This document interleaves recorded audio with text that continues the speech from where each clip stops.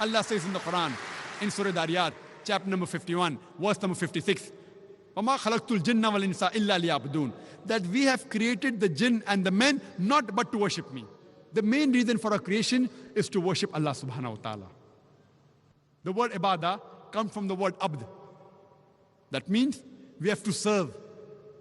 We have to be obedient to Allah subhanahu wa ta'ala. So if we obey the commandments of Allah subhanahu wa ta'ala, we are obeying Allah subhanahu wa ta'ala. We are submitting our will to Allah subhanahu wa ta'ala. For example, the glorious Quran says in Surah Ma'idah, chapter number 5, verse number 90, Ya ayyuhal ladhina amanu, O you who believe, innamal khamru wal maisiru, most certainly intoxicants and gambling, wal anzab wal azlamu, dedication of stones, divination of arrows, rijthum min amali shaitan, these are Satan's handiwork. Fashtanibu lakum tuflihun, abstain from this handiwork that you may prosper. So if you abstain from having intoxicants, you are doing ibadah. You are worshipping Allah subhanahu wa ta'ala. You are obeying His commandments. You are submitting your will to Allah subhanahu wa ta'ala. And the same message is given in the Bible. If you read the book of Proverbs, chapter number 20, verse number 1, it says, wine is a mocker, strong drink is raging, and whoever is deceived is not wise. A similar message is repeated in the book of Ephesians, chapter number 5, verse number 18. It says, be not drunk with wine.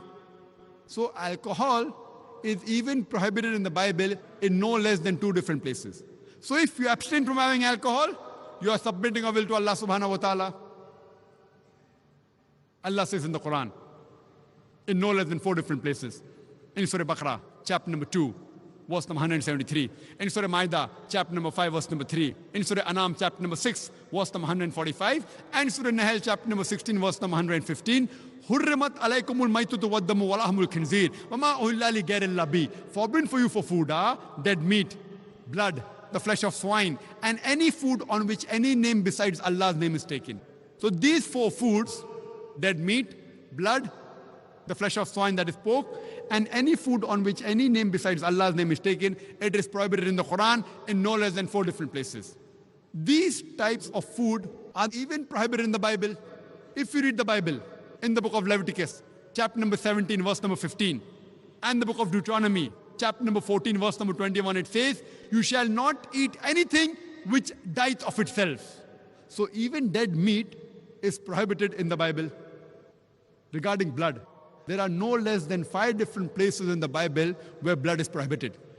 If you read in the book of Genesis, chapter number 9, verse number 4, in the book of Leviticus, chapter number 17, verse number 14, in the book of Deuteronomy, chapter number 12, verse number 16, in 1 Samuel, chapter number 14, verse number 33, and the book of Acts, chapter number 15, verse number 29. The Bible prohibits having blood in no less than 5 different places. As far as the pork is concerned, it's mentioned in the Bible, in the book of Leviticus, chapter number 11, verse number 7 and 8, that the swine, though it divides the hoof and is cloven-footed, yet it chews not the cud. It's unclean for you. Thou shalt not eat its flesh, nor touch its carcass. It is unclean for you. The same message is repeated in the book of Deuteronomy, chapter number 14, verse number 8. The swine, though it divides the hoof, yet it chews not the cud. It's unclean for you. Thou shalt not eat its flesh, nor touch its carcass.